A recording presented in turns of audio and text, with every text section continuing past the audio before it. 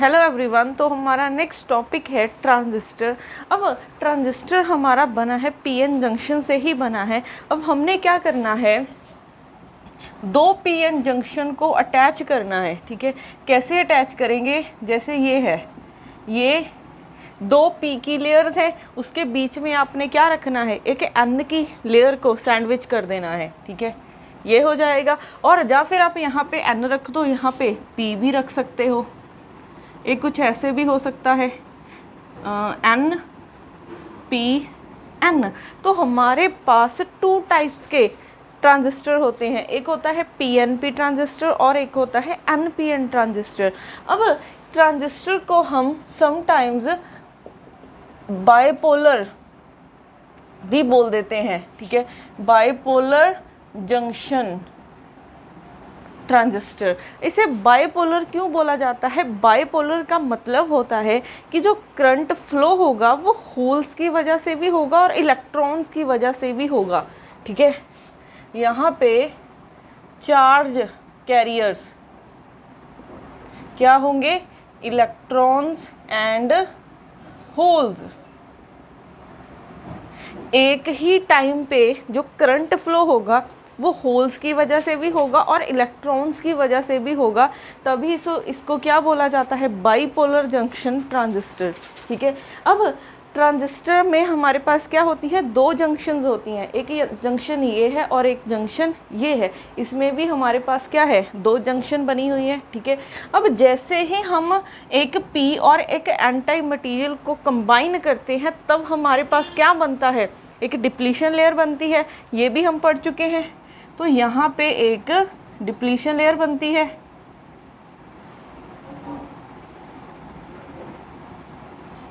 यहाँ पे एक डिप्लीशन लेयर बन जाएगी। सिमिलरली यहाँ पे भी बनी होती है। ठीक है, ऐसे ही इसमें भी डिप्लीशन लेयर बनी होगी। ये क्या है हमारे पास, डिप्लीशन लेयर। अब हमने यहाँ पे डोपिंग कैसे करनी है। ठीक है, अब इसमें हमारे पास तीन रीजन है। ठीक है, इसमें भी हमारे पास तीन रीजन है। अब इस रीजन को हम बोलते हैं एमिटर, ये है हमारे पास एमिटर, और ये है हमारे पास बेस, और ये है हमारे पास कलेक्टर। तो ट्रांजिस्टर में हमारे पास तीन रीजन होते हैं, एक होता है एमिटर, एक होता है बेस और एक होता है कलेक्टर। सिमिलरली इसमें भी होगा, ये कौन सा होगा, एमिटर, ये बेस और ये क्या हो जाएगा, कलेक्टर हो जाएगा। ठीक है, अब हमारे पास ट्रांजिस्टर में हमने दो चीज़ें पढ़ी हैं अभी तक कि हमारे पास टू टाइप्स के ट्रांजिस्टर होते हैं, एनपीएन और पीएनपी ट्रांजिस्टर। और एक ट्रांजिस्टर में हमारे पास तीन रीजन होते हैं, एमिटर, बेस और कलेक्टर। अब हमारे पास अगर हम डोपिंग लेवल की बात करें, हमारे पास एमिटर की डोपिंग सबसे ज़्यादा होती है, एमिटर की डोपिंग सबसे ज़्यादा होती है। ठीक है, इसको हम डी से डिनोट करते हैं।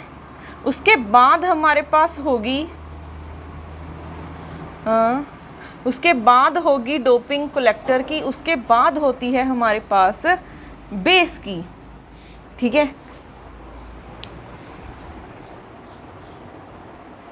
तो यहाँ पे हमारे पास डोपिंग एमिटर की सबसे ज़्यादा होती है, फिर कलेक्टर की होती है और फिर बेस की होती है।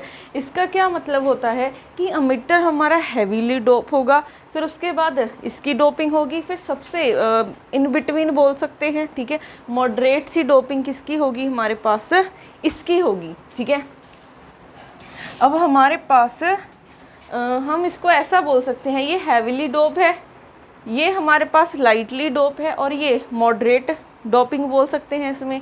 ठीक है, अब यहाँ पे हमारे पास, अब हमें इसकी वर्किंग देखनी है। ठीक है, वर्किंग देखने से पहले अब हमने इसको कनेक्ट करना है। ठीक है, ये हमारे पास है पी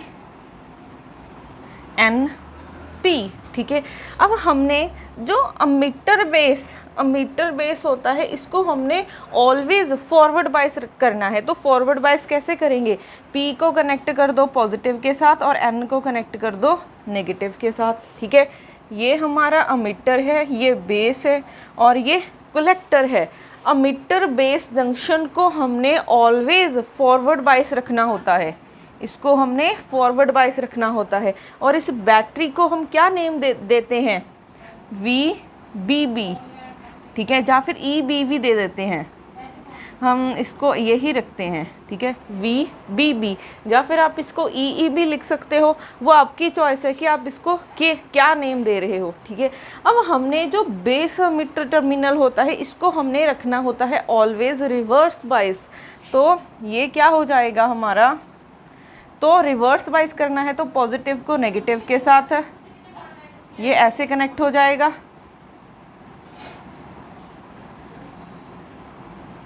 ये हमारे पास नेगेटिव टर्मिनल, ये पॉजिटिव, इसको VCC बोल देते हैं, ठीक है। तो ये हमारा रिवर्स बायस होता है। तो पहली हमारी कंडीशन क्या है ट्रांजिस्टर बनाने के लिए कि ये फॉरवर्ड बायस होना चाहिए और ये रिवर्स बायस होना चाहिए। सिमिलरली हम इसके लिए भी बना सकते हैं।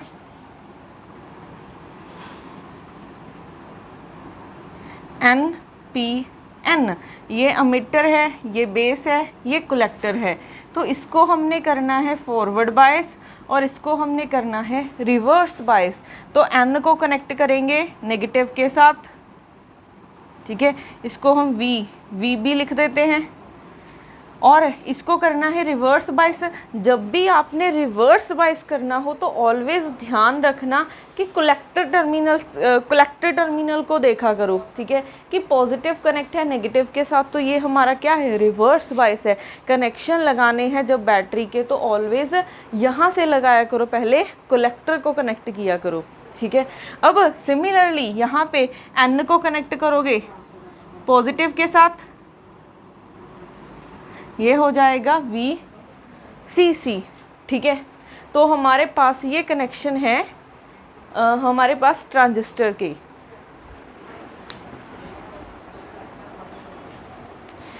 तो हमारे पास ये है इसकी वर्किंग, ठीक है, वर्किंग बोल रही हूँ, ये सिर्फ इसकी कंस्ट्रक्शन है कि हम कनेक्शन कैसे लगाते हैं और इसमें डोपिंग कैसे रखते हैं। अब हमने करनी है इसकी वर्किंग, ठीक है। तो वर्किंग से पहले अगर हम यहाँ पे देखें, हमने एक रीजन को क्या करना होता है, कॉमन रखना होता है, एक रीजन को हमने कॉमन रखना होता है। तो इस यहाँ पे क्या है, बेस यहाँ पे भी इस बैटरी के साथ भी कनेक्ट है और इस बैटरी के साथ भी कनेक्ट है। सिमिलरली यहाँ पे है जो ये हमारा बेस रीजन है, ये इस बैटरी के साथ भी कनेक्ट है और इस बैटरी के साथ भी कनेक्ट है। तो ये हमारा कॉमन है, ठीक है, यहाँ पे बेस कॉमन है और यहाँ पे भी बेस कॉमन है। हम इसको हम बोल सकते हैं इनपुट, ठीक है, इसको हम इनपुट बोलते हैं और इसको हम आउटपुट बोलते हैं। तो हमारे पास बेस टर्मिनल इनपुट और आउटपुट में कॉमन टर्मिनल है। सिमिलरली यहाँ पे भी ये इनपुट है और ये आउटपुट है। तो बेस टर्मिनल इनपुट और आउटपुट दोनों में क्या है, कॉमन टर्मिनल है।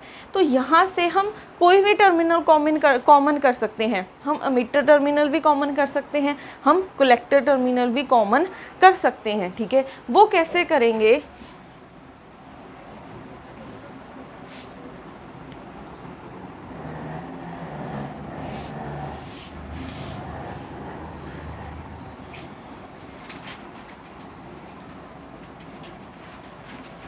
अब अगर हम इसका क्या बनाएं, एक सिंबल बनाएं, ठीक है। ट्रांजिस्टर का सिंबल होता है ये, जैसे हमारे पास डायोड का सिंबल ये होता है, ठीक है। अब हम ट्रांजिस्टर का सिंबल देखते हैं वर्किंग करने से पहले कि ये वर्क कैसे करता है, ठीक है। अब जहाँ पे भी ये लाइन है इसका मतलब आपने क्या बनाया है, बेस बनाया है, फिर ये अमीटर होगा, ये कलेक्टर होगा। अब ये दोनों टर्मिनल आपके सेम लग रहे हैं, ठीक है। मैं यहाँ पे कलेक्टर भी लिख सकती हूँ और यहाँ पे अमीटर भी लिख सकती हूँ। तो इन दोनों में थोड़ा सा डिफरेंस क्रिएट करने के लिए हम क्या करते हैं, यहाँ पे एक एरो लगा देते हैं, ठीक है। अगर आप बना रहे हो NPN, अगर हम बना रहे हैं NPN, तो करंट कहाँ से कहाँ जाता है, पॉजिटिव से नेगेटिव की तरफ। तो यहाँ पे एक एरो लगा देना, तो आपको एरो से पता चलेगा कि ये टर्मिनल कलेक्टर है कि हमारे पास अमीटर है, तो जिसमें भी एरो लगा है मीन्स वो अमीटर टर्मिनल है, ठीक है। अगर ये इसको हम, अब देखो ये हमारे पास यहाँ पे सर्किट बनेगा, ठीक है। यहाँ पे मैं कोई बैटरीज वगैरह अटैच नहीं कर रही हूँ, ये इनपुट सर्किट है और ये आउटपुट सर्किट है। तो देखो इनपुट और आउटपुट के बीच में कौन सा टर्मिनल कॉमन है, बेस टर्मिनल कॉमन है, ठीक है। इनपुट में भी है और आउटपुट में भी है, तो हम इसे क्या बोलेंगे, कॉमन बेस ट्रांजिस्टर, ठीक है, कॉमन बेस ट्रांजिस्टर। और अगर ये पीएनपी होता, अगर ये हमारे पास पीएनपी, अब देखो एरो लगाना है, ठीक है। ये हमारे पास बेस है, ये कलेक्टर अमीटर है ये, और ये कलेक्टर है। करंट पॉजिटिव से नेगेटिव की तरफ जाता है तो ये एरो ऐसे लगेगा, ठीक है। ये हमारा इनपुट हो गया और ये आउटपुट का सर्किट हो जाएगा, इनपुट का और ये आउटपुट का सर्किट हो जाएगा। तो ये भी हमारा क्या है, बेस कॉमन है इनपुट और आउटपुट के बीच में, तो ये भी हमारा क्या है, common base transistor, common base transistor, ठीक है। अब ये कॉमन बेस है, अगर हमने कॉमन अमीटर बनाना हो,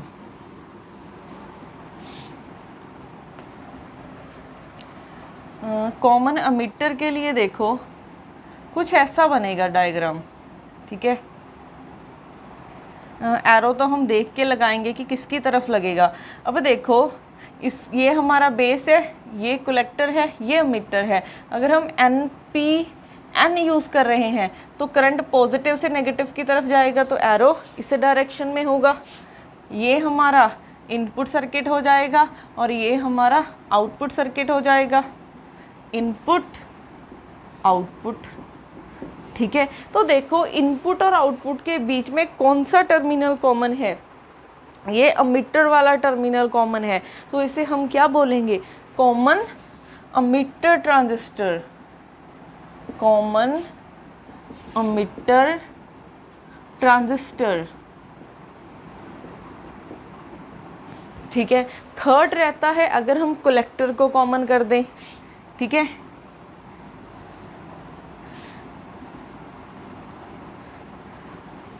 तो हम कलेक्टर को कैसे कॉमन करेंगे,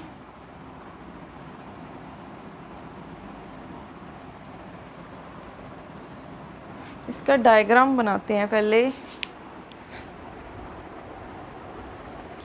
यहाँ पे देखो, ये अगर हमने कॉमन कलेक्टर बनाना है, कॉमन कलेक्टर ट्रांजिस्टर,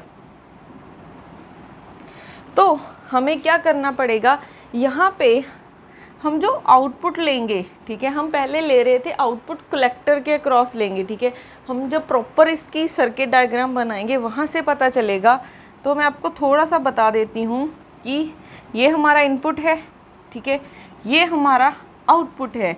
अगर हम आउटपुट इसके क्रॉस लें, ठीक है, आउटपुट इसके क्रॉस लें, तो हमारा जो कलेक्टर टर्मिनल है वो क्या हो जाएगा, कॉमन हो जाएगा। आप इसको ऐसा भी मान सकते हो, ठीक है, आप इसको ऐसा भी कर सकते हो, यहाँ पे लगा लो कलेक्टर और यहाँ पे लगा लो अमीटर, तो ये बन जाएगा आपके पास, ठीक है। ये इनपुट है और ये हो जाएगा आउटपुट। तो आपके पास देखो इनपुट और आउटपुट में कौन सा टर्मिनल कॉमन है, कलेक्टर टर्मिनल कॉमन है, तो ये क्या है, कॉमन कलेक्टर ट्रांजिस्टर। तो हमारे पास 3 टाइप के ट्रांजिस्टर हो सकते हैं, इसको CV भी बोलते हैं, ठीक है, कॉमन बेस, फिर इसको हम CE भी बोल सकते हैं और इसको हम CC भी बोल सकते हैं। CE मीन्स कॉमन अमीटर और CC मीन्स कॉमन कलेक्टर, ठीक है। अब जो आप मोस्टली सर्किट्स में देखोगे वो यूज़ होता है कॉमन अमीटर ट्रांजिस्टर, ठीक है। कॉमन अमीटर ट्रांजिस्टर ही मोस्टली यूज़ होता है हमारे पास, किसी भी सर्किट में देखेंगे, ठीक है। वो आगे करेंगे कि कॉमन अमीटर ही हम क्यों यूज़ करते हैं, ठीक है। अब इसकी हम पहले देखते हैं कि वर्किंग कैसे होती है।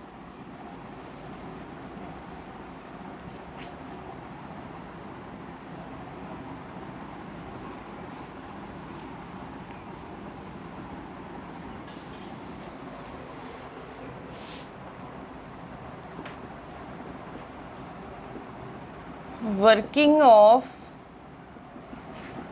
ट्रांजिस्टर, ठीक है। हम क्या यूज़ कर रहे हैं, हम कॉमन बेस के लिए करेंगे। आप कुछ भी यूज़ कर सकते हो, हम यहाँ पे PNP, ठीक है। अब कोई भी ट्रांजिस्टर यूज़ कर सकते हो। आप यहाँ पे NPN की वर्किंग भी खुद से बना के देख सकते हो। मैं आपको NPNP की बता रही हूँ। ये हमारे पास एमिटर टर्मिनल है, ये कलेक्टर है, और ये बेस है, और ये आपके पास कलेक्टर टर्मिनल है। अब यहाँ पे हमारे पास इस दोनों टर्मिनल को आपने क्या करना है, फॉरवर्ड बायस करना है। तो पॉजिटिव को कनेक्ट कर दो पॉजिटिव के साथ और नेगेटिव को नेगेटिव के साथ। तो ये फॉरवर्ड बायस हो गया। इसको हम क्या नेम दे देते हैं, VB का। फिर यहाँ पे पॉजिटिव को कनेक्ट कर दो, क्योंकि ये हमने फॉरवर्ड बायस बनाना है, ठीक है। ये हमने फॉरवर्ड बायस बनाना है, तो पॉजिटिव को पॉजिटिव के साथ, नेगेटिव को नेगेटिव के साथ कनेक्ट करो। इसे हमने बनाना है रिवर्स बायस, तो पॉजिटिव को कनेक्ट करो नेगेटिव के साथ। तो हमारे पास ये ऐसे बन जाएंगे, ठीक है। इस बैटरी को हम VCC लिखते हैं। ये नेगेटिव, ये पॉजिटिव, यहाँ पे ये पॉजिटिव, ये नेगेटिव, ठीक है। अब पी टाइप सेमीकंडक्टर में हमारे पास होता क्या है, होल्स ज़्यादा होते हैं, ठीक है। होल्स ज़्यादा प्रेजेंट होते हैं और कुछ के इलेक्ट्रॉन्स भी प्रेजेंट होते हैं। N में इलेक्ट्रॉन ज़्यादा प्रेजेंट होते हैं मेजॉरिटी में, और कुछ के होल्स भी प्रेजेंट होते हैं। और P टाइप में फिर से होल्स ज़्यादा होते हैं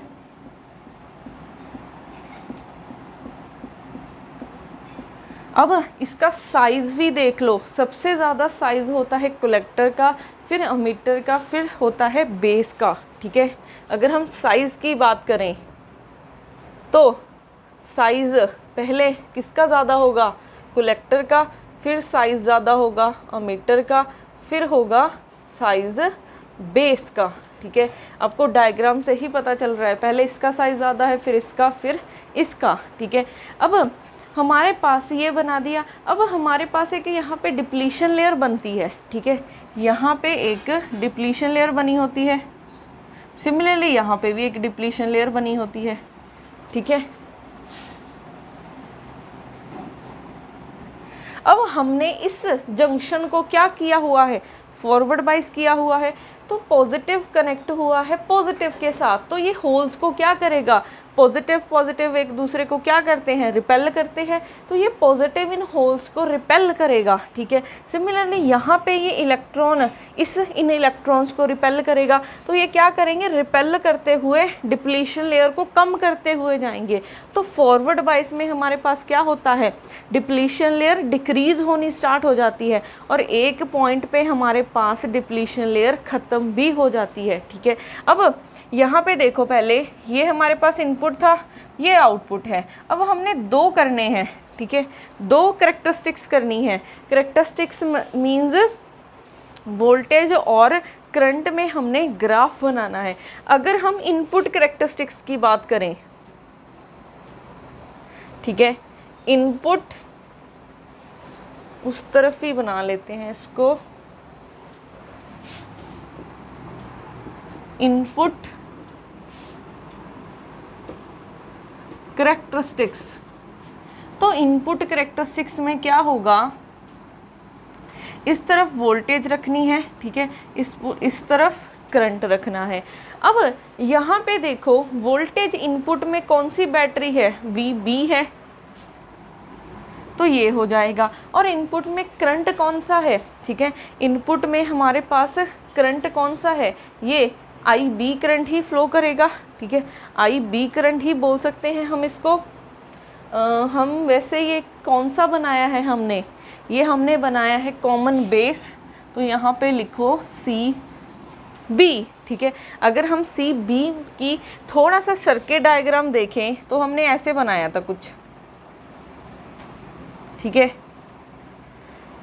ये इस तरफ जा रहा था। अगर ये ये था, ठीक है। तो देखो इनपुट में आपके पास कौन सा करंट होगा, इनपुट में आपके पास IE करंट आएगा, ठीक है। इनपुट में आपके पास कौन सा करंट आएगा, IE करंट आएगा, ठीक है। तो हम यहाँ पे क्या लेते हैं, IE करंट लेते हैं, क्योंकि इनपुट में ऐसे ही करंट जाएगा आपके पास, ठीक है। और अब देखो इनपुट कैरेक्टरिस्टिक्स मीन सिर्फ आपने इनपुट की बात करनी है, आउटपुट को नहीं देखना है। बट अगर आप देखोगे इस नेगेटिव टर्मिनल ने किसको खींचना है, ठीक है, किसको अपनी तरफ अट्रैक्ट करना है, नेगेटिव पॉजिटिव को अपनी तरफ अट्रैक्ट करेगा। तो ये हमारे पास जो होल्स हैं, ठीक है, जो ये होल्स आ रहे हैं, क्योंकि फॉरवर्ड बाइसिंग की है तो ये होल्स को ये खींचेगा नेगेटिव टर्मिनल और इलेक्ट्रॉन्स को ये खींचेगा। ऐसा ही होता है फॉरवर्ड बाइस में। तो ये होल्स को इस बैटरी ने खींचना है, बट इस तरफ भी एक नेगेटिव टर्मिनल है तो ये होल्स को ये वाली बैटरी भी तो खींच सकती है, ठीक है। अगर हमने सिर्फ इनपुट कैरेक्टरिस्टिक्स देखनी है तो ये एक डिस्टरबेंस क्रिएट कर सकती है, ठीक है। ये वाली बैटरी एक डिस्टरबेंस क्रिएट कर सकती है, क्योंकि हमने जो बैटरी की स्ट्रेंथ भी ऐसे रखी है, इसकी स्ट्रेंथ कम है और इसकी स्ट्रेंथ ज़्यादा है, तो वो होल्स हैं, ठीक है, वो इस वाली बैटरी की तरफ भी अट्रैक्ट हो सकते हैं। तो कोई डिस्टरबेंस ना हो, हम क्या करते हैं, इसको कांस्टेंट रख के चलते हैं, ठीक है। हम VCC को कांस्टेंट रख के इनपुट कैरेक्टरिस्टिक्स निकालेंगे, ठीक है, तभी आपको प्रॉपर कैरेक्टरिस्टिक्स पता चलेंगी। अगर ये थोड़ी सी भी इंक्रीज डिक्रीज होती रही तो आपको ये प्रॉपर नहीं पता चलेगी, ठीक है। तो जब भी इनपुट कैरेक्टरिस्टिक्स देखनी है तो VCC को कांस्टेंट रखना। क्यों कांस्टेंट रख रहे हैं, ताकि आउटपुट से कोई हमारे पास डिस्टर्बेंस ना हो। तो हमारे पास इनपुट में दो ही चीज़ें हैं, एक IE है और एक क्या है, VB है, ठीक है। अब यहाँ पे देखो हमारे पास ये क्या है, फॉरवर्ड बायस है और एक ये PN जंक्शन ही तो लगा हुआ है। तो फॉरवर्ड बायस में हमारे पास कैसी होती हैं कैरेक्टरिस्टिक्स, इस तरफ वोल्टेज है, इस तरफ करंट है। अब यहाँ पे स्टार्टिंग में एक क्या लगा हुआ है, जब हमने ये बैटरी को ऑन नहीं किया है, हमने कोई बाइसिंग प्रोवाइड नहीं की है। बाइसिंग मीन्स कोई एक्सटर्नल सोर्स लगा दिया, ठीक है। एक्सटर्नल सोर्स क्या लगाया है, ये बैटरी लगाई है, ठीक है। अब हमने इस बैटरी को अभी ऑन नहीं किया है तो यहाँ पे डिप्लीशन लेयर है, तो ये वाले होल्स इस तरफ नहीं जा सकते और ये वाले इलेक्ट्रॉन इस तरफ नहीं जा सकते। तो करंट हमारा ज़ीरो हो जाएगा, क्योंकि करंट कब होगा, अगर हमारे चार्जेस फ्लो करेंगे। तो चार्जेस फ्लो नहीं कर सकते इस डिप्लीशन लेयर की वजह से, इसलिए हमारा करंट फ्लो नहीं करेगा। तो जैसे ही आपने क्या की, बैटरी ऑन की, ठीक है, जैसे ही बैटरी ऑन की तो हमारे पास धीरे धीरे ये डिप्लीशन लेयर कम होनी स्टार्ट हो गई। डिप्लीशन लेयर कम होने का क्या मतलब है, अगर हम इसको थोड़ा सा क्लियर बनाएं,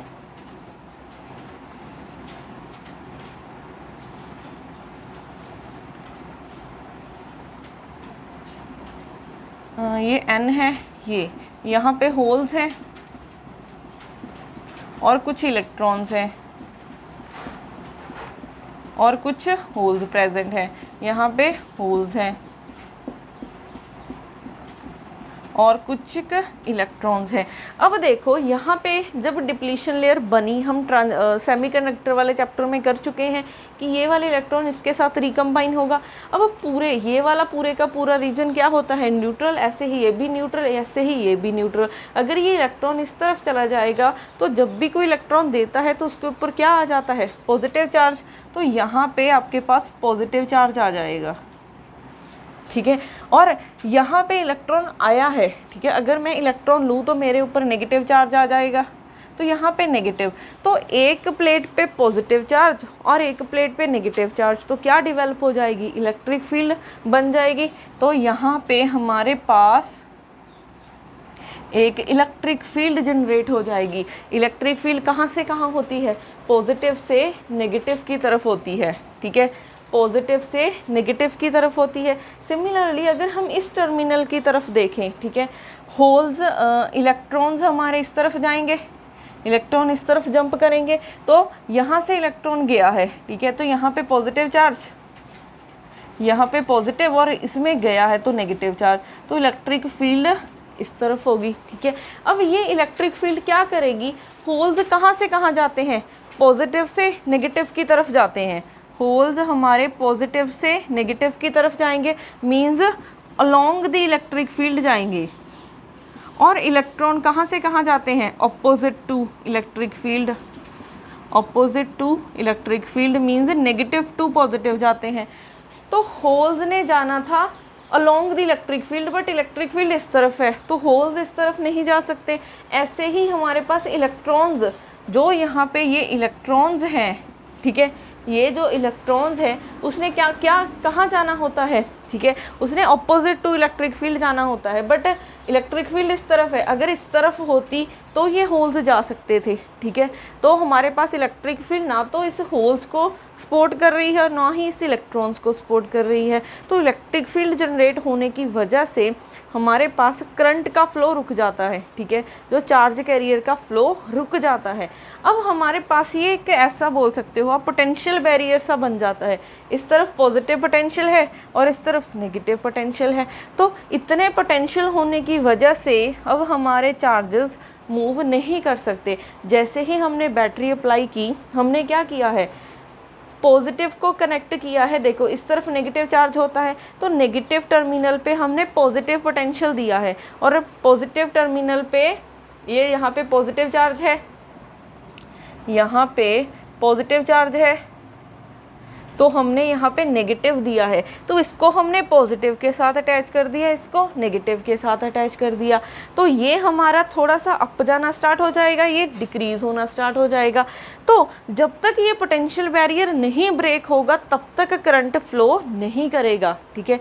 जब तक ये बैरियर ब्रेक नहीं होगा तब तक हमारा करंट फ्लो नहीं करेगा। आप इसको ऐसा भी समझ सकते हो, ये है हमारे पास, ये P है, ये N है, इस तरफ कुछ ऐसा है, यहाँ पे पॉजिटिव चार्ज बना है, यहाँ पे नेगेटिव, ठीक है।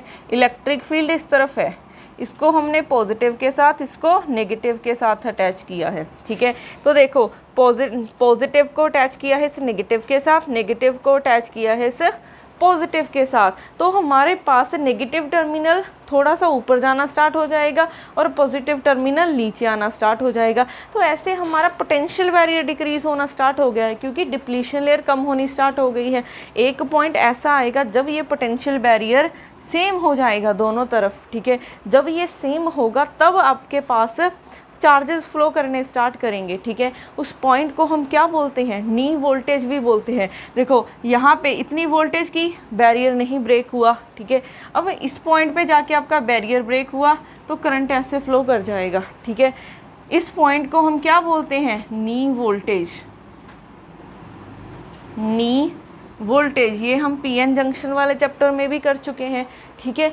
तो जब तक आपकी वोल्टेज नी वोल्टेज से कम होगी तब तक करंट ज़ीरो रहेगा। क्यों ज़ीरो रहेगा, क्योंकि बैरियर ब्रेक नहीं हुआ है, ठीक है। अगर होल्स ने इस तरफ जाना है, इलेक्ट्रॉन ने इस तरफ जाना है, तो हमारा पोटेंशियल सेम होना चाहिए, ठीक है। ये बैरियर हमारा नहीं होना चाहिए, तब करंट फ्लो करेगा। नी वोल्टेज से ऊपर देखोगे तो हमारे पास डिप्लीशन लेयर ब्रेक हो चुकी है, तो हमारा करंट का फ्लो स्टार्ट हो जाएगा, ठीक है। तो हमारी इनपुट कैरेक्टरिस्टिक्स ये होती है, ये सेम है जो हमने फॉरवर्ड कैरेक्टरिस्टिक्स की थी, फॉरवर्ड कैरेक्टरिस्टिक्स की थी, ठीक है। अब हमने करनी है आउटपुट कैरेक्टरिस्टिक्स क्या होती हैं, ठीक है। अब उससे पहले यहाँ पे देखो हमने VCC को कांस्टेंट रखा था, ठीक है। VCC को हमने क्या रखा था, कांस्टेंट रखा था। अब यहाँ से सपोज कर लो VCC हमारी वैल्यू 2 वोल्ट है, ठीक है। VCC की वैल्यू 2 वोल्ट थी, तब ये हमारे पास पीक बनी है। अब जैसे ही हम इस बैटरी को इंक्रीज़ करेंगे, इस बैटरी की वोल्टेज को इंक्रीज़ करने का क्या मतलब है, इस बैटरी ने इस जंक्शन को क्या किया हुआ है, रिवर्स बाइस किया हुआ है। अगर रिवर्स बाइस किया हुआ है तो जैसे जैसे आप वोल्टेज इंक्रीज़ करोगे ये डिप्लीशन लेयर इंक्रीज़ होगी, ठीक है। ये डिप्लीशन लेयर क्या होगी, इंक्रीज़ होगी। अगर डिप्लीशन लेयर इंक्रीज़ होगी तो हमारे पास करंट का फ्लो क्या हो सकता है, कम हो सकता है, ठीक है।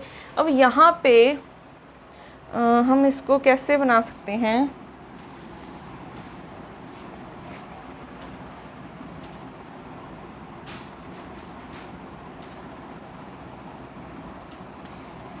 ये एमिटर है, ये बेस है, ये कलेक्टर है, ठीक है। यहाँ पे हमारे पास होल्स हैं, यहाँ पे इलेक्ट्रॉन्स हैं और यहाँ पे फिर से होल्स हैं, ठीक है। अब हमने क्या किया है, इस टर्मिनल को ये पॉजिटिव के साथ, ये नेगेटिव के साथ, ठीक है, और ये हमारा नेगेटिव के साथ, ये पॉजिटिव के साथ, नेगेटिव और ये पॉजिटिव के साथ कनेक्ट होगा, ठीक है। अब हमारे पास यहाँ पे देखो, ये हमारे पास क्या करेंगे, ये यहाँ से पॉजिटिव, ये नेगेटिव चार्ज क्या करेगा, इस पॉजिटिव को अपनी तरफ खींचेगा, ठीक है। ये नेगेटिव चार्ज पॉजिटिव को अपनी तरफ खींचेगा। तो जैसे ही ये दोनों क्रॉस होंगे, ठीक है, जैसे ही ये इलेक्ट्रॉन यहाँ पे आएगा तो क्या करेगा, ये इलेक्ट्रॉन इस होल में, ठीक है, इस होल के साथ रिकम्बाइन हो सकता है। तो हमारे पास क्या होगा, अगर ये होल के साथ रिकम्बाइन कर गया तो हमारे पास रिकॉम्बिनेशन हो जाएगी। रिकॉम्बिनेशन का क्या मतलब है कि ये न्यूट्रल बन जाएगा, ठीक है। ये होल बना कैसे था, होल बना था कि किसी एटम में एक इलेक्ट्रॉन की कमी है, ठीक है। एक एटम है जिसमें एक इलेक्ट्रॉन की कमी है, इसको हम पॉजिटिव चार्ज ऐसे डिनोट करते हैं। एक एटम है, पॉजिटिव चार्ज क्यों लगाया है, क्योंकि इसके पास एक इलेक्ट्रॉन की कमी है, ठीक है। और इलेक्ट्रॉन को हम कैसे रिप्रेजेंट कर सकते हैं, यहाँ पे नेगेटिव चार्ज, इसके पास एक इलेक्ट्रॉन ज़्यादा है। जब ये इस दोनों कंबाइन होंगे तो ये वाला इलेक्ट्रॉन इसको दे देगा, तो यहाँ से चला गया, फिर ये यहाँ से चला जाएगा, तो ये दोनों क्या बन गए, न्यूट्रल लाइन बन गए, मीन्स इमोबाइल आयंस बन गए हैं, ठीक है। ये क्या बन गए हैं, इमोबाइल आयंस बन गए हैं। तो हमारे पास यहाँ पे क्या होता है, अगर रिकॉम्बिनेशन होती है, ठीक है, अगर रिकॉम्बिनेशन होती है तो हमारे पास करंट कम हो जाता है, ठीक है। अगर रिकॉम्बिनेशन होगी तो हमारे पास करंट क्या हो जाएगा, कम हो जाएगा। अब ये रिकॉम्बिनेशन होगी किस रीज़न में, इस बेस रीज़न में होगी, क्योंकि इस पॉजिटिव टर्मिनल ने क्या करना है, इन होल्स को रिपेल करना है, तो वो इस तरफ आएंगे, ठीक है, वो इस तरफ आएंगे। और इलेक्ट्रॉन्स ने इस तरफ जाना है, इसने इस तरफ जाना है और इलेक्ट्रॉन्स ने इस तरफ आना है। तो हमारे पास जो रिकॉम्बिनेशन है वो इस रीज़न में होगी, ठीक है। अब हमारे पास जैसे ही हमने VCC को इंक्रीज़ किया, सपोज कर लो मैंने 6 वोल्ट कर दिया, ठीक है। 6 वोल्ट करने का क्या मतलब है, मैंने ये रिवर्स बाइसिंग इंक्रीज़ की है। अब डिप्लीशन लेयर आपकी इतनी हो गई है, ठीक है, अब डिप्लीशन लेयर आपकी इंक्रीज़ हो गई है, क्योंकि रिवर्स बाइसिंग में क्या होता है, डिप्लीशन लेयर इंक्रीज़ होती है, तो इंक्रीज़ हो गई। तो इस डिप्लीशन लेयर इंक्रीज़ होने की वजह से आपके पास क्या होगा, यहाँ पे बेस का एरिया कम हो रहा है, ठीक है, बेस का एरिया कम हो रहा है। अगर बेस का एरिया कम होगा तो जितना बेस का एरिया कम होगा उतनी रिकॉम्बिनेशन क्या होगी, कम होगी। तो रिकॉम्बिनेशन जितनी कम होगी उतना हमारा करंट फ्लो करेगा, ठीक है, क्योंकि रिकॉम्बिनेशन की वजह से करंट डिक्रीज होता है, ठीक है, क्योंकि रिकॉम्बिनेशन ने तो न्यूट्रल लाइंस बना देने हैं। तो न्यूट्रल लाइंस को कौन खींचेगा, ना तो पॉजिटिव टर्मिनल खींचेगा ना ही नेगेटिव टर्मिनल खींचेगा। तो करंट कहाँ से फ्लो होगा, तो जितनी रिकॉम्बिनेशन कम होगी उतना हमारे पास करंट कम, जितनी रिकॉम्बिनेशन कम होगी उतना करंट ज़्यादा फ्लो करेगा, ठीक है। तो हमारे पास अगर हम यहाँ पे रिवर्स बाइसिंग इंक्रीज़ करते हैं तो यहाँ पे डिप्लीशन लेयर इंक्रीज़ होती है। अगर डिप्लीशन लेयर इंक्रीज़ होगी, बेस का एरिया क्या हो जाएगा, कम हो जाएगा, ठीक है। यहाँ पे हम इसको लिख लेते हैं, ठीक है, रिवर्स बाइसिंग आपने इंक्रीज़ की तो आपके पास डिप्लीशन लेयर क्या हुई, डिप्लीशन लेयर इंक्रीज़ हुई। इसका क्या मतलब है, जो बेस है, ठीक है, उसका एरिया आपके पास कम हुआ। अगर बेस का एरिया कम हुआ तो रिकॉम्बिनेशन जो होनी थी वो भी क्या हो जाएगी, कम हो जाएगी। तो आपके पास करंट इंक्रीज़ हो जाएगा, ठीक है। देखो रिवर्स बाइसिंग इंक्रीज़ की है बट आपका करंट ज़्यादा हो जाएगा, तो इसको आप क्या बोलते हैं, इसको हम क्या बोलेंगे, अर्ली इफ़ेक्ट। इस इफ़ेक्ट को हम क्या बोलते हैं, अर्ली इफ़ेक्ट पूरे का पूरा जो हमारा ट्रांजिस्टर होता है इस अर्ली इफ़ेक्ट पे बेस होता है, ठीक है। अब हमने क्या किया है, अब हमने अगर VCC को इंक्रीज़ किया है तो हमारा IE ये जो करंट है वो भी क्या होगा, इंक्रीज़ होगा, क्योंकि रिकॉम्बिनेशन कम हो रही है। तो ये हमारा ग्राफ कुछ ऐसे बन जाएगा।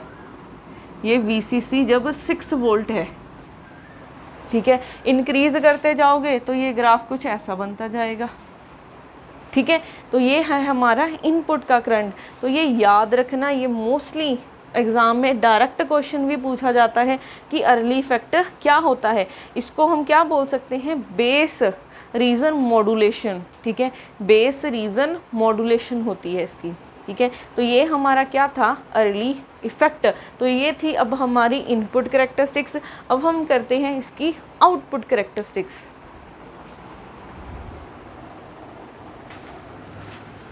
तो हमने इनपुट कैरेक्टरिस्टिक्स कर ली हैं, अब हमने करनी है आउटपुट कैरेक्टरिस्टिक्स, ठीक है।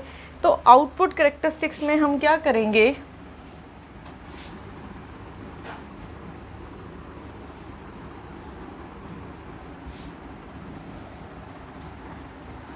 Output characteristics.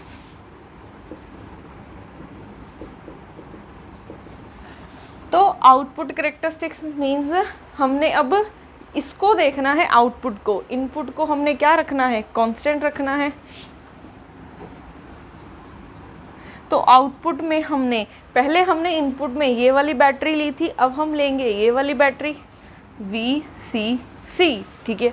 अब यहाँ पे हम कौन सा करंट लेंगे, आउटपुट में हमारे पास कलेक्टर करंट होगा, ठीक है। यहाँ से हम करंट की डायरेक्शन भी देख सकते हैं। कैसे देखोगे, यहाँ से देखो करंट पॉजिटिव से नेगेटिव की तरफ जाता है तो यहाँ से जाएगा, ये अमीटर है तो IE करंट, ठीक है। ये निकलेगा कहाँ पे, यहाँ पे, ठीक है, क्योंकि ऐसे करंट फ्लो करेगा हमारे पास, ये ऐसे करंट फ्लो करेगा तो यहाँ पे हो जाएगा IB, क्योंकि बेस टर्मिनल से निकल रहा है तो IB। अब करंट इस वाली बैटरी से देखो पॉजिटिव से नेगेटिव की तरफ जाएगा तो ऐसे IC करंट जाएगा। अब देखो अगर हम करंट लॉ यूज़ करें, IE करंट ये एंटर कर रहा है और ये दोनों करंट बाहर लीव कर रहे हैं, तो मैं यहाँ से एक इक्वेशन लिख सकती हूँ कि IE is equal to IB plus IC, ठीक है। IE करंट एंटर कर रहा है और हमारे पास IC और IB क्या कर रहे हैं, लीव कर रहे हैं। ये बहुत इंपॉर्टेंट इक्वेशन है, ये मोस्टली हमारे पास क्या है, यूज़ हो जाती है, ठीक है। अब हमने आउटपुट कैरेक्टरिस्टिक्स बनानी है। इनपुट में हमने IE लिया था, आउटपुट में क्या लेंगे, IC लेंगे, ठीक है, IC। अब देखो जैसे जैसे हमारे पास, अब हमने अगर आउटपुट बनानी है तो अब इनपुट की कोई डिस्टरबेंस ना हो तो हम क्या करेंगे, इनपुट को कांस्टेंट करेंगे, ठीक है। इनपुट को कांस्टेंट करने का क्या मतलब है कि हम जो करंट आ रहा है, क्योंकि IB कॉमन बेस कर रहे हैं, ये जो IB बेस करंट है वो इनपुट में भी है और आउटपुट में भी है, तो हम क्या करेंगे, बेस करंट को कांस्टेंट करेंगे। पहले हम मान लेते हैं IB की वैल्यू 2 है, ठीक है, IB की वैल्यू 2 है। अब देखो करंट जाएगा कैसे, ठीक है, करंट ने जाना कैसे है, ये नेगेटिव टर्मिनल ने किसको खींचना है, ये नेगेटिव टर्मिनल ने इन होल्स को खींचना है, ठीक है। अब हमारे पास यहाँ पे ये होल्स ने ऐसे जाना है, ठीक है। अगर कलेक्टर करंट को आपने देखना है, ये IC है, ये IE है और ये IB है। अगर आपने क्या करना है, ये होल्स को इस नेगेटिव टर्मिनल ने खींचना है, ठीक है। तो अगर इसने खींचना है, अब होल्स, ठीक है, हम बोल देते हैं कि होल्स मूव कर रहे हैं, बट एक्चुअल में क्या होल्स मूव करते हैं, नहीं मूव करते। हमारे पास देखो ऐसे कुछ होल्स हैं, ठीक है, ऐसे कुछ होल्स बने हुए हैं। ऐसे इलेक्ट्रॉन क्या करेगा, इसको खाली होल दिखा, इसमें जंप कर गया, फिर क्या करेगा, ये ऐसे जंप करता रहेगा, ठीक है। इलेक्ट्रॉन ऐसे हमारे पास क्या है, जंप करता रहता है। और मूवमेंट इलेक्ट्रॉन की होती है, बट ये किसकी वजह से हो रही है? अगर कोई होल फ्री ना होता तो ये मूवमेंट ना होती, ठीक है। तो हमारे पास क्या है, इन होल्स की वजह से करंट फ्लो होता है, ठीक है। अब सोचने वाली बात है कि होल्स तो खुद मूव नहीं करेंगे, ठीक है। तो यहाँ पे अगर ये होल्स ने इस तरफ मूव करना है, ठीक है, होल्स ने अगर इस तरफ मूव करना है तो हमारे पास यहाँ पे कुछ होल्स होने चाहिए, ठीक है, क्योंकि इसका सही इसका जो एक्चुअल वे है वो समझना है कि होल्स मूव नहीं करते। होल्स में क्या होगा, देखो इलेक्ट्रॉन है, एक इलेक्ट्रॉन है, इसने ये ऐसे ऐसे करके जंप करना है। अब अगर यहाँ पे कोई इलेक्ट्रॉन है ही नहीं तो होल कैसे मूव करेगा? ये होल इस यहाँ से यहाँ कैसे जाएगा, ठीक है। तो हमारे पास यहाँ पे बेस टर्मिनल में हमने वैसे ये क्या बनाया हुआ है, PNP बनाया हुआ है। एन रीजन में, एन टाइप सेमीकंडक्टर में मेजॉरिटी में इलेक्ट्रॉन्स होते हैं और माइनॉरिटी में क्या होते हैं, होल्स प्रेजेंट होते हैं। तो इसमें कुछ होल्स प्रेजेंट होते हैं, ठीक है, इसमें कुछ होल्स प्रेजेंट होते हैं, ठीक है, वो चाहे कम मात्रा में हो। बट अगर हम देखें कुछ होल्स हैं, अब हमने क्या किया हुआ है यहाँ पे ये बैटरी की वोल्टेज को इतना रखा है कि हमारा IB करंट क्या है, 2 milli ampere micro ampere suppose कर लो, ठीक है, 2 माइक्रो एम्पियर है। तो अगर माइक्रो एम्पियर है तो हमारे पास सपोज कर लो यहाँ पे 3 होल्स बने हैं, ठीक है, इस करंट की वजह से 3 होल्स बने हैं। तो जैसे अगर हम दरवाज़ा खोलें, ठीक है, हमारे पास एक दरवाज़ा है जिसमें सिर्फ 2 बंदे साइमल्टेनियसली जा सकते हैं, ठीक है, कि 2 बंदे हमारे पास ऐसे हैं कि 2 बंदे हमारे पास ऐसे मूव करके जा सकते हैं। पहले क्या करेंगे, 2 जाएंगे इस दीवार, इस हमारे पास दरवाजे से, ठीक है, तो फिर उसके पीछे फिर 2 और आएंगे, 2 और आएंगे। ऐसा तो नहीं है कि एक टाइम पे 3 बंदे बाहर आ जाएंगे, क्योंकि दरवाज़ा तो हमने क्या है, सिर्फ 2 के लिए खुला रखा है। तो ऐसे ही इसमें भी क्या है, हमारे पास 3 होल्स हैं, तो एक के पीछे 3 के पीछे 3 इलेक्ट्रॉन करके आएंगे। पहले ये इलेक्ट्रॉन जाएगा, ऐसे ही ये भी जा सकता है, ऐसे ही ये भी जा सकता है। तो अगर 3 होल्स हैं बेस रीजन में तो उसके पीछे इलेक्ट्रॉन जंप करता हुआ 3 इलेक्ट्रॉन ही हमारे पास आगे जा पाएंगे, या फिर ऐसा बोल सकते हैं कि 3 होल ही हमारे पास क्या है, आगे जा सकते हैं। तो अब हमारे पास अगर बेस करंट इतना है तो 3 ही होल हैं, तो 3 के पीछे 3 करके हमारे पास से चले जाएंगे, ठीक है। तो ऐसे ही हमारे पास ये वाले होल्स क्या है, इस तरफ पहुंच जाएंगे, तो हमारा क्या है, करंट फ्लो होना स्टार्ट हो जाएगा। तो जैसे ही हम वोल्टेज, ये वाली बैटरी की वोल्टेज को इंक्रीज कर रहे हैं, ये वाली बैटरी की वोल्टेज को इंक्रीज कर रहे हैं, करंट इंक्रीज हो रहा है। बट यहाँ पे एक सोचने वाली बात ये है कि हमने ये बैटरी को रिवर्स बाइस किया हुआ है, हमने इसको रिवर्स बाइस किया हुआ है। अगर ये रिवर्स बाइस है, हम तो ऐसा बोलते हैं कि रिवर्स बाइस में करंट ही फ्लो नहीं होता, तो यहाँ पे करंट कहाँ से फ्लो होगा, रिवर्स बाइस में यहाँ पे देखो,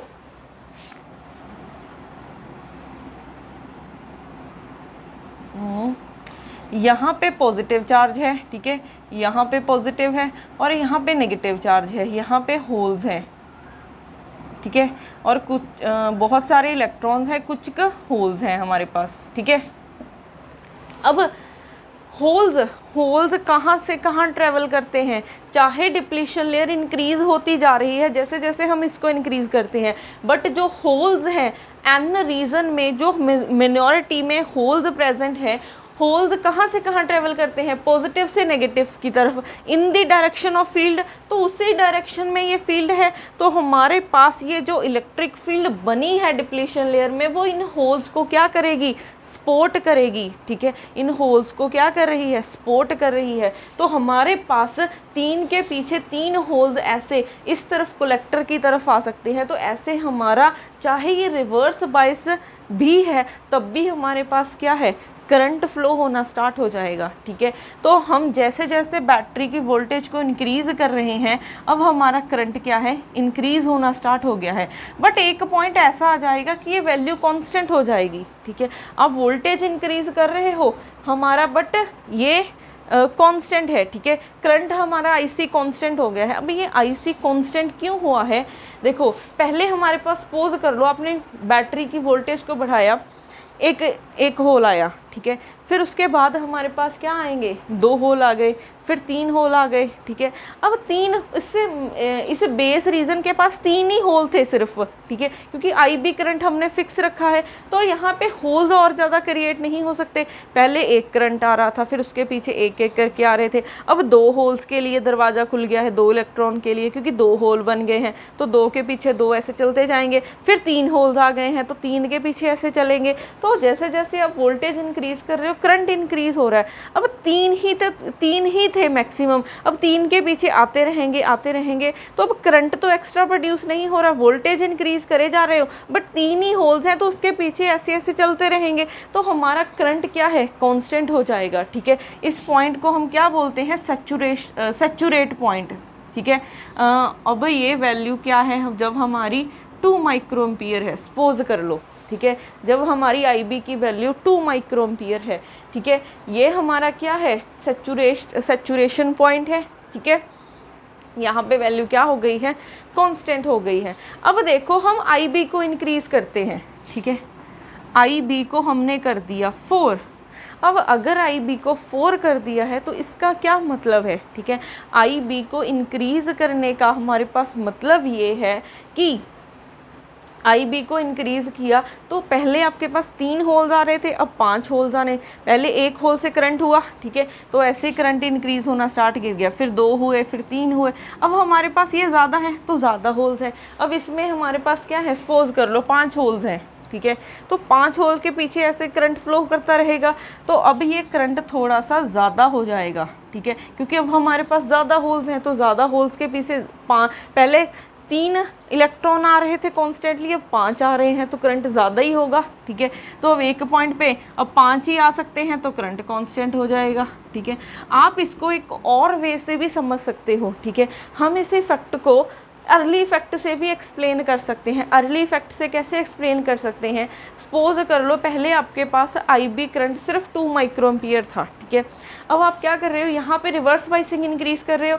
रिवर्स बाइसिंग इंक्रीज करने का क्या मतलब है, आप डिप्लीशन लेयर बढ़ा रहे हो। डिप्लीशन लेयर इंक्रीज करने का क्या मतलब है कि आपके पास ये जो बेस रीजन है वो कम हो रहा है, ठीक है, क्योंकि हमने इस तरफ क्या की हुई है, फॉरवर्ड बाइसिंग की हुई है। ये होल्स को ये पॉजिटिव चार्ज रिपेल करता है, तो ये होल्स इस तरफ आते हैं और ये इलेक्ट्रॉन इस तरफ आएंगे, तो हमारे पास यहाँ पे रिकॉम्बिनेशन होती है, ठीक है। अब सपोज कर लो स्टार्टिंग में हमारे पास जब आपने 2 माइक्रोएम्पियर रखा था, ठीक है, क्योंकि बेस का अगर ये वोल्टेज कम थी तो बेस का रीज़न ज़्यादा था, जितना रीज़न ज़्यादा होगा उतनी रिकॉम्बिनेशन ज़्यादा होगी। रिकॉम्बिनेशन ने क्या करना है, अब ये होल्स में इलेक्ट्रॉन आ गया तो ये न्यूट्रल बन गया, ठीक है। अगर ये न्यूट्रल बन गया तो इसके पीछे कोई और इलेक्ट्रॉन जंप करके आगे नहीं जा सकता, ठीक है, इसको हम बोलते हैं रिकॉम्बिनेशन। तो हमारे पास जितनी रिकॉम्बिनेशन ज़्यादा होगी उतने ये इलेक्ट्रॉन जो यहाँ से यहाँ जंप करके जाने थे, क्योंकि जितने होल्स यहाँ पे प्रेजेंट होंगे उतने ही इलेक्ट्रॉन इस रीजन में जंप करेंगे, क्योंकि एक के पीछे एक जंप करता हुआ आएगा। बट यहाँ पे अब रिकॉम्बिनेशन की वजह से क्या हो गया है, होल्स कम हो रहे हैं। अगर होल्स कम हो रहे हैं तो करंट भी कम हो रहा है, ठीक है, करंट भी कम हो रहा है। बट जैसे ही हम ये क्या करते हैं, इस बाइसिंग को इंक्रीज़ कर देते हैं, ठीक है, रिवर्स बाइसिंग को इंक्रीज़ करते हैं। रिवर्स बाइसिंग इंक्रीज़ करने का क्या मतलब है, डिप्लीशन लेयर इंक्रीज़ हो रही है। डिप्लीशन लेयर इंक्रीज़ हुई, बेस का रीज़न कम होता है। बेस का रीज़न कम हुआ, इसका क्या मतलब है कि रिकॉम्बिनेशन कम हुई। रिकॉम्बिनेशन कम हुई तो करंट इंक्रीज़ हो जाएगा। देखो हमारे पास क्या है, करंट इंक्रीज़ हो गया है। आप और इंक्रीज़ करोगे, ये बन जाएगा आपके पास, ठीक है, आपके पास ये बन जाएगा। तो ये था हमारे पास क्या, आउटपुट करेक्टरिस्टिक्स, ठीक है, ये हैं ट्रांजिस्टर की आउटपुट करेक्टरिस्टिक्स। ये आपके पास इतने रीजन को, ठीक है, इतने रीजन को हम बोलते हैं सैचुरेशन रीजन, और इस रीजन को हम बोलते हैं एक्टिव रीजन। और जहाँ पे करंट ज़ीरो होता है मोस्टली, इस रीजन को हम क्या बोलते हैं, कट ऑफ रीजन। ठीक है। Saturation region means voltage increase कर रहे हो, करंट इंक्रीज होगा। Active region means voltage increase कर रहे हो बट करंट कांस्टेंट हो गया है। और कट ऑफ रीजन मीन्स जहाँ पे करंट ज़ीरो हो जाए, ठीक है। अब करंट ज़ीरो इसका क्या मतलब है, यहाँ पे देखो मोस्टली ना इसको ऐसा बोला जाता है, हमारे पास 3 रीज़न है, सैचुरेशन रीजन, एक्टिव रीजन, फिर क्या है, cut off reason.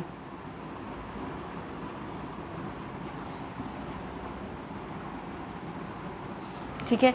Saturation region में क्या है कि वोल्टेज इंक्रीज होने की वजह से करंट इंक्रीज हो रहा है। हम यहाँ पे दोनों को बोल सकते हैं कि जो इनपुट है वो भी फॉरवर्ड बायस में है और आउटपुट में क्या है, फॉरवर्ड बायस में है।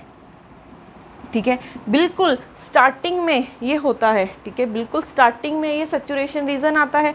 तो हम दोनों को, ठीक है, होते नहीं हैं क्योंकि हमें पता है कि ये रिवर्स बायस है। ठीक है, तो स्टार्टिंग में हम इसे क्या बोल सकते हैं, फॉरवर्ड बायस की तरह बोल सकते हैं। तो इनपुट वाली बैटरी भी फॉरवर्ड बायस होगी और आउटपुट वाली भी फॉरवर्ड बायस होगी। और एक्टिव रीजन में क्या होगा, इनपुट वाली फॉरवर्ड बायस होगी बट आउटपुट वाली बैटरी क्या होगी, रिवर्स बायस होगी। अब कट ऑफ रीजन में करंट ही नहीं फ्लो करता। करंट कब नहीं फ्लो करता, रिवर्स बायस में। तो हमारे पास इनपुट वाली भी रिवर्स बायस होगी और आउटपुट वाली भी रिवर्स बायस होगी। ठीक है, तो इस पे भी मोस्टली क्वेश्चन आ जाता है कि सैचुरेशन रीजन में क्या होता है, एक्टिव रीजन में क्या होता है और कट ऑफ रीजन में क्या होता है। ठीक है, और इनपुट और आउटपुट कैरेक्टरिस्टिक्स आपको पता होनी चाहिए। अब देखो यहाँ पे अगर हम देखें, पहले आपके पास 3 होल इलेक्ट्रॉन्स आ रहे थे। ठीक है, यहाँ पे 3 होल्स की जगह थी तो 3 इलेक्ट्रॉन करके यहाँ पे जंप कर रहे थे। यहाँ पे एन रीज़न है तो इसमें तो अगर 100 इलेक्ट्रॉन्स है तो 3-4 ही होल्स होंगे। बट इस पी रीजन में क्या हो जाता है, पी रीजन में तो आपके पास होल्स ही होल्स हैं। यहाँ पे 100 होल्स हैं और 1 इलेक्ट्रॉन है, तो आपके पास 3 होल यहाँ पे एंटर किए। तो यहाँ पे अगर आपके पास बेस करंट माइक्रो एम्पियर में है, ठीक है, क्योंकि 3-4 ही होल्स हैं, बट जो कलेक्टर करंट है इसके करॉस्पॉन्डिंग क्या होगा, मिली एम्पियर में होगा। ठीक है, ये सपोज कर लो आपका 10 मिली एम्पियर हो गया है। ठीक है, आप दे रहे हो थोड़ा सा करंट बट आपको मिल रहा है बहुत ज़्यादा करंट। इसको हम क्या बोलते हैं, एम्पलीफायर। ठीक है, एम्पलीफायर, इसको हम एम्पलीफायर भी बोल सकते हैं। अब एम्पलीफायर की बेस्ट एग्जांपल क्या है, जैसे हम क्या कर सकते हैं, हमारे घर अगर कोई डीजे होते हैं, ठीक है, बड़े बड़े स्पीकर्स होते हैं, हम क्या करते हैं उसके साथ फ़ोन अटैच कर देते हैं। देखो फ़ोन की तो जो वॉइस है वो कितनी कम होती है एज़ कम्पेयर टू वो डीजे, वो स्पीकर्स के कंपैरिजन। ठीक है, तो हम क्या करते हैं, थोड़ी सी वॉल्यूम इंक्रीज़ करते हैं। हम जैसे ही सॉन्ग कोई प्ले करते हैं, फॉर एग्ज़ाम्पल, फ़ोन की तो वॉइस बहुत ज़्यादा कम होती है। ठीक है, जैसे ही आप कनेक्शन लगाते हो वो क्या कर देता है, कितनी लाउड वॉल्यूम आती है। वैसे ही सेम काम इसका है। तो एम्पलीफिकेशन ने क्या करना है, आप इनपुट थोड़ी सी दे रहे हो, उसको इंक्रीज़ करके देगा। ठीक है, उसको इंक्रीज़ करके मिलनी है हमें आउटपुट।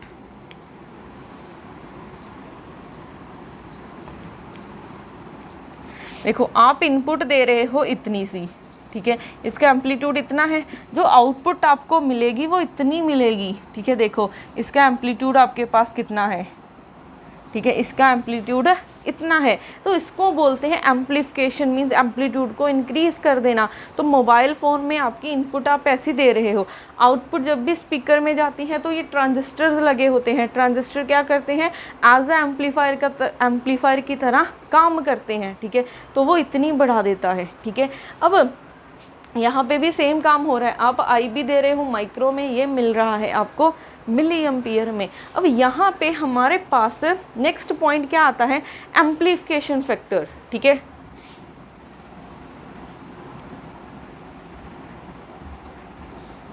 अब जो हमने ये किया है, ठीक है, ये हमने किया है कॉमन बेस के लिए, ठीक है, कॉमन बेस के लिए किया है। अब जो कॉमन कलेक्टर है, कॉमन एमिटर है, ठीक है, वो आपने खुद से करना है, और कॉमन कलेक्टर आपको करने की ज़रूरत नहीं है क्योंकि वो यूज़ ही नहीं होता है, सिर्फ आपको उसकी सर्किट का सिंबल पता होना चाहिए, ठीक है।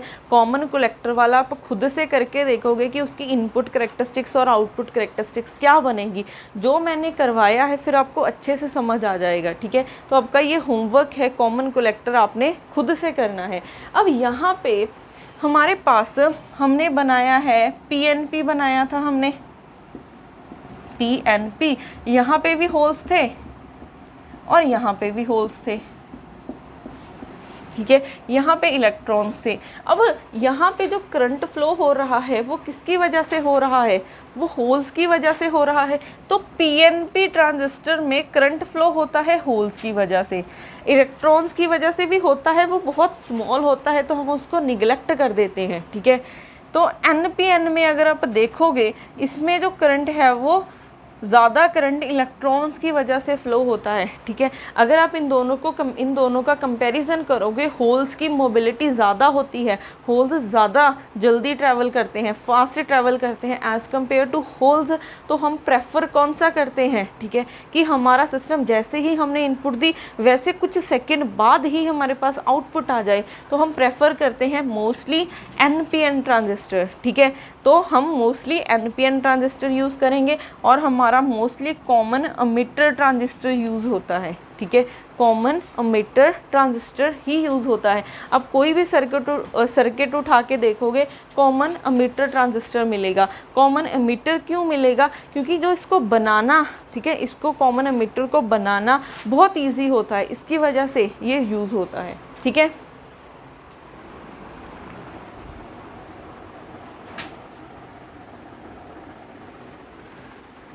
तो जो हमारा नेक्स्ट कुछ प्रॉपर्टीज़ बचती हैं, कुछ एक्सप्रेशंस निकालने हैं हमने, वो हम करेंगे नेक्स्ट लेक्चर में।